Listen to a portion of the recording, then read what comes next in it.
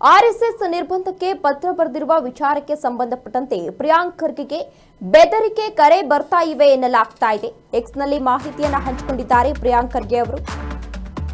RSS ನಿರ್ಬಂಧಕ್ಕೆ ಪತ್ರ ಬರೆದಿರುವ ವಿಚಾರಕ್ಕೆ ಸಂಬಂಧಪಟ್ಟಂತೆ ಪ್ರಿಯಾಂಕ್ ಖರ್ಗೆ ಅವರಿಗೆ ಬೆದರಿಕೆ ಕರೆ ಬರ್ತಾ ಇದೆ. ಎಕ್ಸ್ನಲ್ಲಿ ಮಾಹಿತಿಯನ್ನು ಹಂಚಿಕೊಂಡಿದ್ದಾರೆ ಸಚಿವ ಪ್ರಿಯಾಂಕ್ ಖರ್ಗೆ ಅವರು. ಕಳೆದ 2 ದಿನಗಳಿಂದ ಫೋನ್ ರಿಂಗ್ ಎಣಿಸುವುದನ್ನ ನಿಲ್ಲಿಸಿಲ್ಲ. ಅಷ್ಟೊಂದು ಫೋನ್ ಕಾಲ್ಗಳು ಬರ್ತಾ ಇವೆ. ಪ್ರಶ್ನಿಸಲು ತಡೆಯಲು ಧೈರ್ಯ ಮಾಡಿದ್ದರಿಂದ ನನಗೆ ಈ ರೀತಿ ಕರೆಗಳು ಬರ್ತಾ ಇದೆ. ನನ್ನ ಮತ್ತು ನನ್ನ ಕುಟುಂಬದ ವಿರುದ್ಧ ಬೆದರಿಕೆ ಕರೆಗಳು ಬರ್ತಾ ಇದೆ.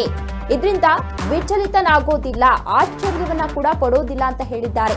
ಅಂಬೇಡ್ಕರ್ ಅವರನ್ನ ಬಿಡದಿದ್ದಾಗ ನನ್ನನ್ನ ಯಾಕೆ ಬಿಡ್ತಾರೆ ಅಂತ ಪ್ರಶ್ನೆ ಮಾಡಿದ್ದಾರೆ. ನನ್ನನ್ನ ಮೌನಗೊಳಿಸುತ್ತೇವೆ ಅಂತ ಅವರು ಭಾವಿಸಿದ್ರೆ ಅದು ತಪ್ಪು.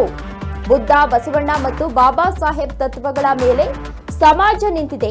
ಸಮಾನತೆ, ಕರುಣೆಯಲ್ಲಿ ಬೇರೂರಿರುವ ಸಮಾಜವನ್ನ ಕಟ್ಟಬೇಕಿದೆ ಅಂತ ತಿಳಿಸಿದ್ದಾರೆ. ಈ ದೇಶ ಅಪಾಯಕಾರಿ ವೈರಸ್ಗಳಿಂದ ಶುದ್ಧೀಕರಿಸಬೇಕಿದೆ. ಆದಷ್ಟು ಬೇಗ ಶುದ್ಧೀಕರಿಸ್ತೀವಿ ಅಂತ ಎಕ್ಸ್ನಲ್ಲಿ ಪ್ರಿಯಾಂಕ್ ಖರ್ಗೆ ಅವರು ಈ ವಿಚಾರಕ್ಕೆ ಸಂಬಂಧಪಟ್ಟಂತೆ ಇದೀಗ ಮಾಹಿತಿಯನ್ನ ಹಂಚಿಕೊಂಡಿದ್ದಾರೆ.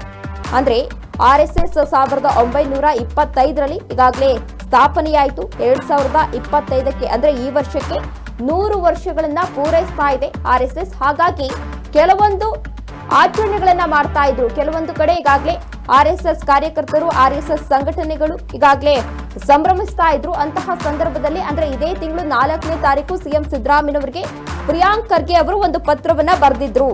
ಸರ್ಕಾರಿ ಜಾಗಗಳಲ್ಲಿ ಆರ್ಎಸ್ಎಸ್ ಚಟುವಟಿಕೆಗಳನ್ನ ಮಾಡೋದನ್ನ ನಿರ್ಬಂಧ ಹೇರಬೇಕು, ನಿಷೇಧವನ್ನ ಮಾಡಬೇಕು, ಅಂದ್ರೆ ಬ್ಯಾನ್ ಮಾಡಬೇಕು ಅಂತ ಹೇಳಿ ಸಿಎಂ ಸಿದ್ದರಾಮಯ್ಯನವರಿಗೆ ಗ್ರಾಮೀಣಾಭಿವೃದ್ಧಿ ಮತ್ತು ಪಂಚಾಯತ್ ರಾಜ್ ಸಚಿವ ಪ್ರಿಯಾಂಕ್ ಖರ್ಗೆ ಅವರು ಈಗಾಗಲೇ ಒಂದು ಪತ್ರವನ್ನ ಬರೆದಿದ್ರು.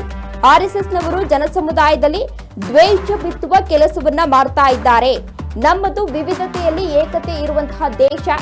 ಆದ್ರೆ ಆರ್ಎಸ್ಎಸ್ನವರು ಸರ್ಕಾರಿ ಹಾಗೂ ಅನುದಾನಿತ ಶಾಲೆಗಳು, ಪಬ್ಲಿಕ್ ಪ್ಲೇಸ್ಗಳೇನಿದೆ ಅಂದ್ರೆ ಪಬ್ಲಿಕ್ ಸರ್ಕಾರಿ ಮೈದಾನಗಳು ಏನಿದೆ ಅಲ್ಲಿ ಅವರ ಚಟುವಟಿಕೆಗಳನ್ನ ಮಾಡ್ತಾ ಇದ್ದಾರೆ.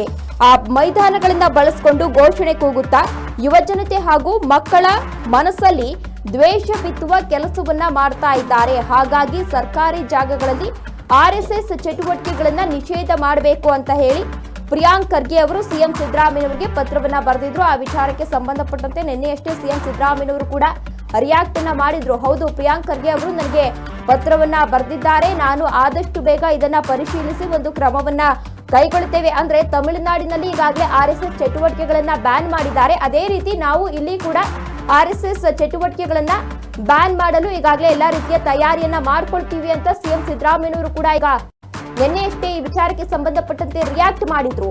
ಇದೀಗ ಆ ವಿಚಾರಕ್ಕೆ ಸಂಬಂಧಪಟ್ಟಂತೆ ನನಗೆ ಬೆದರಿಕೆ ಕರೆಗಳು ಬರ್ತಾ ಇವೆ ಅಂತ ಸ್ವತಃ ಪ್ರಿಯಾಂಕ್ ಖರ್ಗೆ ಅವರೇ ಟ್ವೀಟ್ ಮೂಲಕ ಇದೀಗ ಆಕ್ರೋಶವನ್ನ ವ್ಯಕ್ತಪಡಿಸಿದ್ದಾರೆ. ಅಂದ್ರೆ ನಾನು ಯಾವಾಗ ಒಂದು ಸಿಎಂ ಸಿದ್ದರಾಮಯ್ಯನವರಿಗೆ ಪತ್ರವನ್ನ ಬರೆದ್ನೋ ಆಗಿನಿಂದಲೂ ಕೂಡ ಸಾಕಷ್ಟು ಕರೆಗಳು ಬರ್ತಾ ಇವೆ, ಜೀವ ಬೆದರಿಕೆ ಕರೆಗಳು ಬರ್ತಾ ಇವೆ, ನಿಂದಿಸ್ತಾ ಇದ್ದಾರೆ ಅಂತ ಹೇಳಿ ಪ್ರಿಯಾಂಕ್ ಖರ್ಗೆ ಅವರು ಪತ್ರವನ್ನ ಬರೆದಿದ್ದಾರೆ. ಅವರು ಅಂದ್ಕೊಂಡಿದ್ದಾರೆ ಈ ರೀತಿ ಬೆದರಿಕೆ ಹಾಕೋದ್ರಿಂದ ನಾನು ಸುಮ್ಮನೆ ಆಗ್ತೀನಿ, ಎಲ್ಲೋ ಒಂದ್ ಕಡೆ ಸೈಲೆಂಟ್ ಆಗ್ತೀನಿ ಅಂತ ಅಂದ್ಕೊಂಡಿರಬಹುದು. ಆದ್ರೆ ಯಾವುದೇ ಕಾರಣಕ್ಕೂ ನಾನು ಸೈಲೆಂಟ್ ಆಗೋದಿಲ್ಲ. ಈ ವಿಚಾರಕ್ಕೆ ಸಂಬಂಧಪಟ್ಟಂತೆ ನಾನು ಹೋರಾಡ್ತೀನಿ.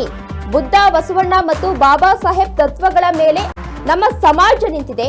ಸಮಾನತೆ, ಕರುಣೆಯಲ್ಲಿ ಬೇರಿರುವ ಸಮಾಜವನ್ನ ನಾವು ಕಟ್ಟಬೇಕಾಗಿದೆ. ಹಾಗಾಗಿ ನಾನು ಈ ವಿಚಾರಕ್ಕೆ ಸಂಬಂಧಪಟ್ಟಂತೆ ಎಷ್ಟೇ ಕಷ್ಟ ಆದ್ರೂ ಪರವಾಗಿಲ್ಲ, ಹೋರಾಡ್ತೀನಿ ಅಂತ ಪ್ರಿಯಾಂಕ್ ಖರ್ಗೆ ಅವರು ಟ್ವೀಟ್ ಮೂಲಕ ಕೆಲವೊಂದಷ್ಟು ಮಾಹಿತಿಯನ್ನ ಹಂಚಿಕೊಂಡಿದ್ದಾರೆ.